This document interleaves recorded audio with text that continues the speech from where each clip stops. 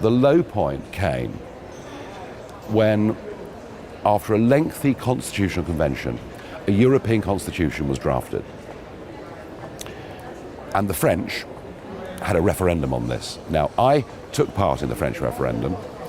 In fact, I used a very large chunk of European Parliament money from their information budget, which they design for MEPs to sell how good the EU is. Well, I used it in France and later on in Ireland to send out lots of literature to households. And I was in Paris on the night, and the French voted no to the Constitution. And a few days later I was in Brussels, and the Dutch had a referendum, and they overwhelmingly voted against the European Constitution. And we were in the press bar having the most enormous party. And I genuinely felt at that moment we'd stopped the process of European centralisation. And at that moment of celebration, walking down the corridor past the bar was a German socialist MEP called Joe Leinen. He's still here. Great friend of Giscard d'Estaing's, one of the men that helped draft the European Constitution.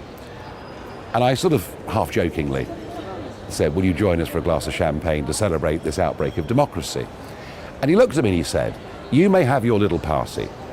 You may think this is a victory, but we have 50 different ways to win.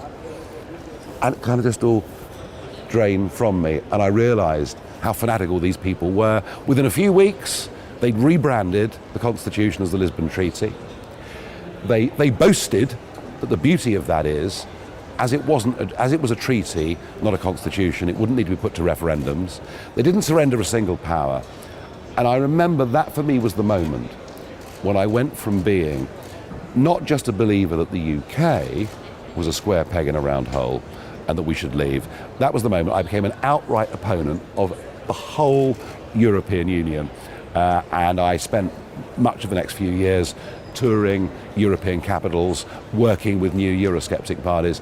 And it was just a low point. I just realised that this place had the most enormous power, and it wasn't prepared to surrender it.